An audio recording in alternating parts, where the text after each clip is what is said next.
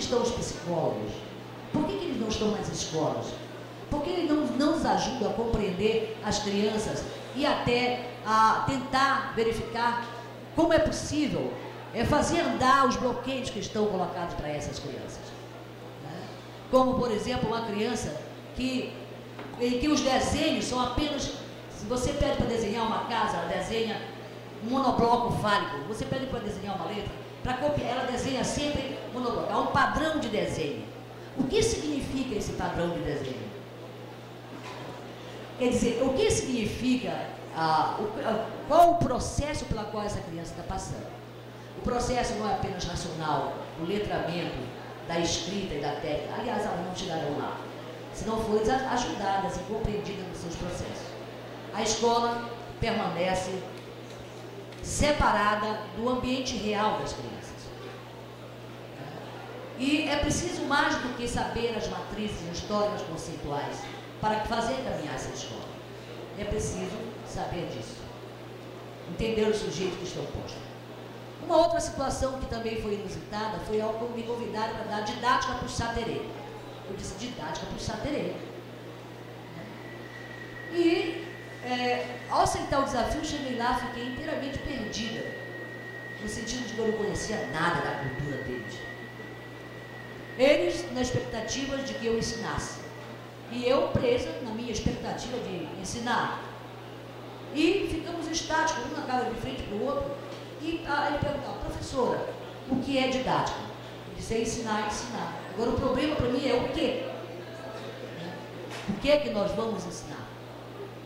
E aí começamos um exercício de agrupamento, da apresentação das pessoas pelo nome dos rios. Do rio Monjuru, do rio Urupadi, do rio Marau, e depois do nome das comunidades. Nossa Senhora de Nazaré, Santana, Nova Esperança, Ilha dos Miquiles. E aí nós começamos a discutir o nome das coisas. Quer dizer, eles começaram a perceber que só sobraram como nomes aproximados da sua cultura, e alguns muito mais de origem tupi, no Saterê, doutorado mais outra, francês. E, infelizmente, eu não posso projetar aqui, porque não tenho telão, um texto em Saterê, para perceber como a gente não sabe nada dos signos, das imagens, das formas de construção de um setor importante, de um segmento importante da nossa população, que é a população indígena. Então, saímos do curso sem falar uma língua indígena, mas queremos ser doutores e fazer teses sobre eles. Saímos do curso sem conhecer os sujeitos com quais trabalhamos, mas saímos do curso recheada de matrizes conceituais e históricas. Muito obrigado.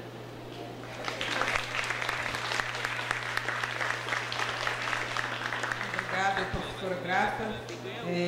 Nosso tempo também está bastante reduzido já, né? Mas é o seguinte, só um aviso antes que vocês também, a gente vai passar aqui para o auditório, né? A palavra para vocês, quem quiser fazer perguntas para os dois palestrantes, né? Podem perguntar, pode vir aqui na frente ou mandar aqui a pergunta. Mas só um aviso, antes de vocês fazerem as perguntas, é que tem um lanche, né? Está sendo servido ali, depois quem puder ir lá. E também está prevista a programação do Sileno, né? Uma programação cultural que está prevista para as 6 horas, né? Ele não chegou até agora, pelo menos não chegou aqui na mesa. Que ele tenha chegado pelo auditório, tá? Mas aí vamos passar a palavra aqui para o auditório, tá? Está aberta as inscrições. Quem queira perguntar, tá? Vamos questionar aqui alguma coisa, se dirigir aqui aos professores, está aberto aqui, tá?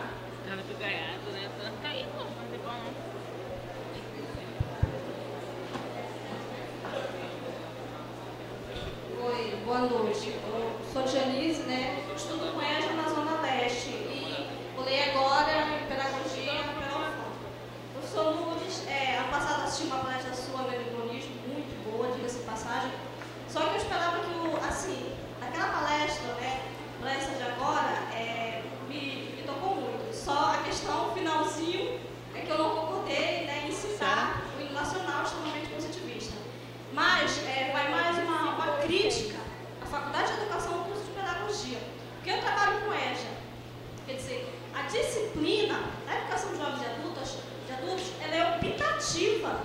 curso de férias, né? E dentro da FACED nós só temos um núcleo das professoras, né? Com as monitoras, com os voluntários, que é muito bom. Então, em certa medida, né, ele vai suprir essa lacuna. Mas que se perceba, né, essas modalidades que estão surgindo. Existe o tempo de acelerar, infelizmente, é algo que tem que se colocar, né, para a questão da disparidade da série. E a questão do ciclo, professora Graça, também, que existe os seus avanços, mas também tem muitas dificuldades pela falta de estrutura, em questões, né, até de psicólogos nas escolas, porque são as professoras que uma pedagoga ou um pedagogo não dão conta. Mas a pergunta é, os três, inclusive, quando aqui joga de movimentos sociais, né, Ana?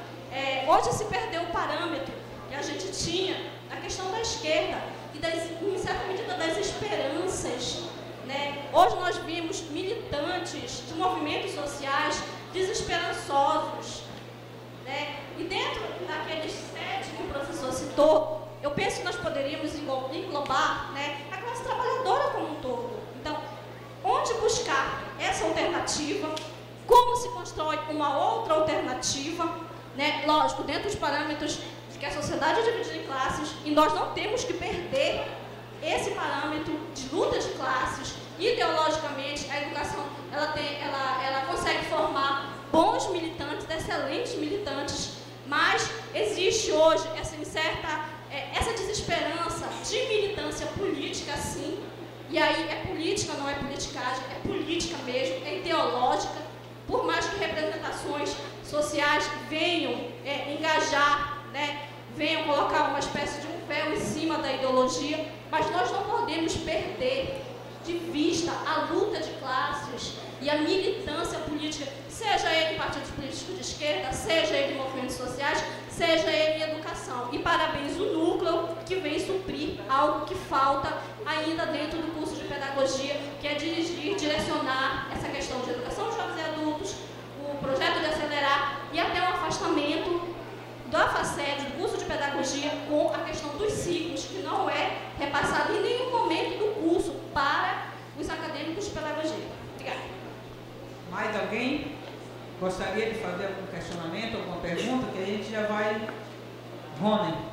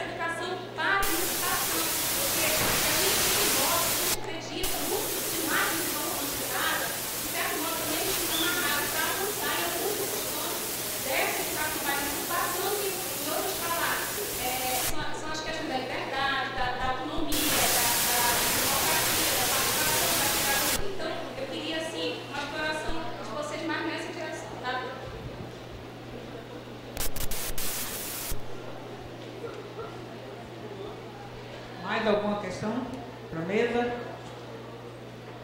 Pode vir aqui. Perguntar. Não, mas acho que não deve nem perguntar. move realmente. E é necessário, na verdade, como a palavra que ela colocou, que a prática, né, os jornais estão colocando isso contextualmente, o que ocorre hoje como um fato.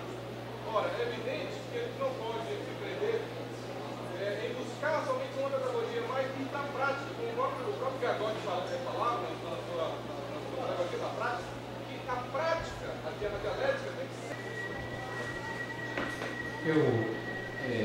Das três questões, eu vejo que a primeira questão nossa é que nós, eu não acredito que a gente esteja pessimista ou esteja desesperançado. Eu acho que há uma sensação inculcada pela hegemonia burguesa na mídia de parecer que houve deserção de projetos, que houve equívocos e que a gente carregava um ovo choco. Na verdade, essa é uma sensação produzida. Se a gente olhar, não do ponto de vista imediato, porque a teoria nos mostra que nós somos quase sempre cegos apalpando um elefante. A gente não faz história sobre conjunturas, faz história sobre estrutura, sobre movimentos estruturais.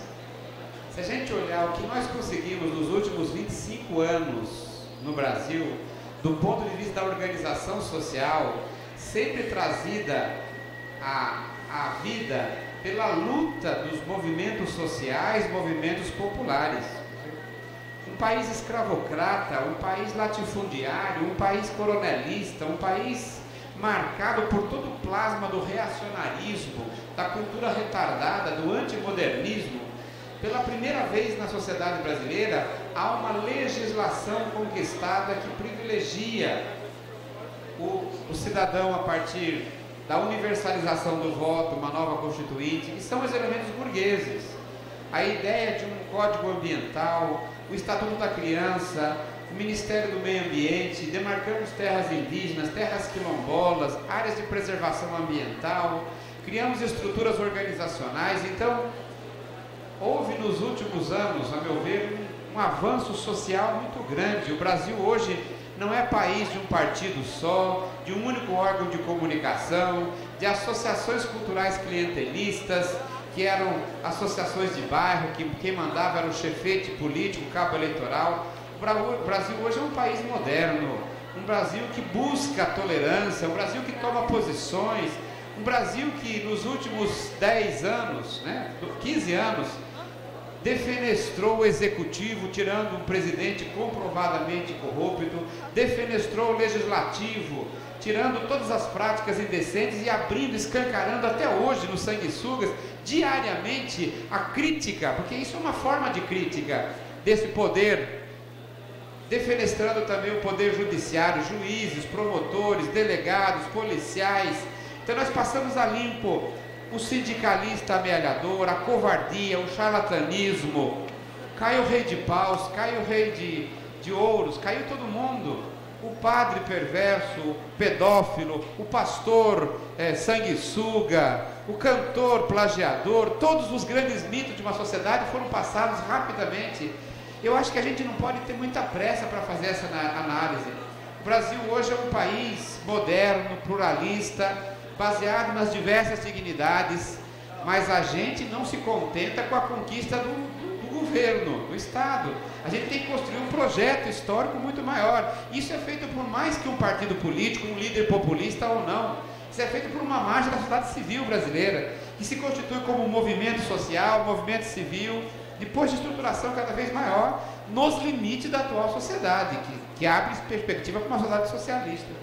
Agora, eu acho que o Brasil hoje é um Brasil muito melhor, é um Brasil muito mais organizado. Nós passamos movimentos sociais de crítica sem quebrar a ordem vigente.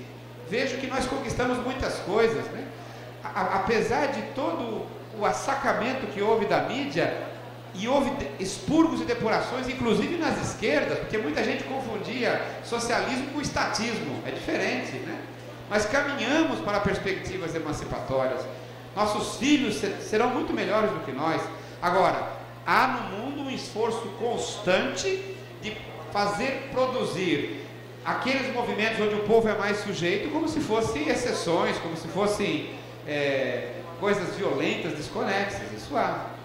Agora, o Marx escrevia sobre Proudhon, né? O charlatanismo na ciência e a conciliação na política andam sempre de mãos dadas e proliferam sempre que a classe operária encontra-se com a consciência prostrada e a sua organização desarticulada.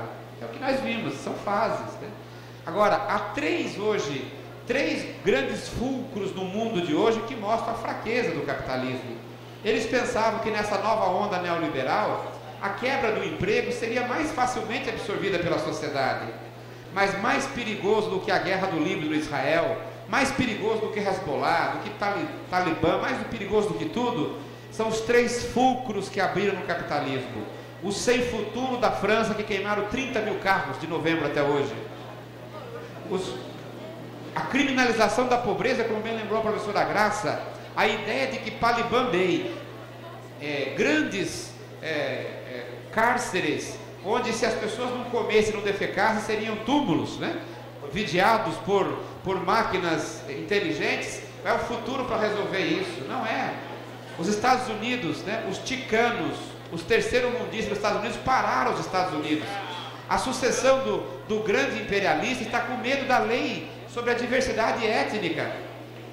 E os sem emprego no Brasil, a delinquência, a criminalidade no Brasil, são os coveiros do capitalismo, né? O Marx dizia que cada época há coveiros. O sem futuro da França, o PCC no Brasil e, a meu ver, os ticanos dos Estados Unidos abrem três trincheiras que mostram a fragilidade da sociedade de consumo, né? Da fase do consumo. Eu sou da sociedade do trabalho, a gente empunhava orgulhosamente uma carteira de trabalho. Hoje as pessoas têm orgulho de mostrar cartão de crédito, mesmo que não tenham dinheiro para consumir. É uma sociedade do consumismo.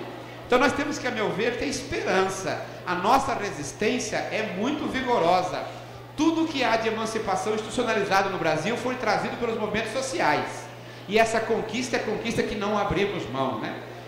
Pode passar o Lula, pode passar qualquer partido, pode passar qualquer estrutura. Os partidos são mediações. A classe operária organizada como sociedade caminha irreversivelmente. Esse é um convencimento que eu tenho. Sobre a questão da prática, eu vejo que a gente pode cair no erro de mencionar teoria e prática de maneira, outras vezes, contígua e positivista. A teoria é fundamental, voltar ao Lenin, não há prática revolucionária sem teoria revolucionária. Eu acho que compreender os fundamentos históricos é tão importante quanto integrar-se aos sujeitos. Se você não compreender os fundamentos históricos, você não consegue nem entender, tirar as escamas dos loros para ver que o outro é diferenciado. E aí eu acho que a teoria e a prática se articulam na determinação política. O que eu quero com a educação e com a escola? É ela que nos altera, é ela que nos diferencia.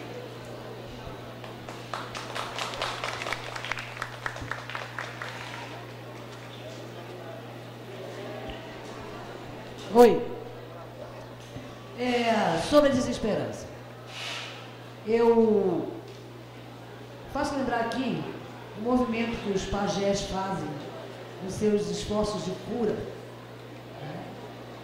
Eles sofrem metamorfoses, eles se transformam. Eles se conduzem para o mundo dos insetos, o mundo dos animais, eles se transformam em animais, em tigres.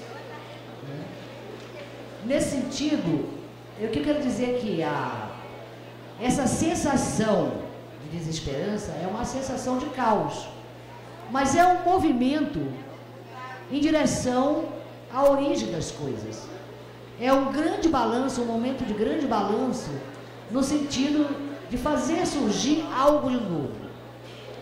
Todo movimento de ressurgimento é um movimento de desestruturação, de balanço, que produz a sensação de caos. Mas esse caos, que eu chamo que é o retorno, né, me lembra o Mircea Eliade, o mito do eterno retorno, também faz parte do movimento de ressurgimento. Por exemplo, sobre os partidos, tem algumas coisas do Gramsci que são bem interessantes. Uma especialmente quando ele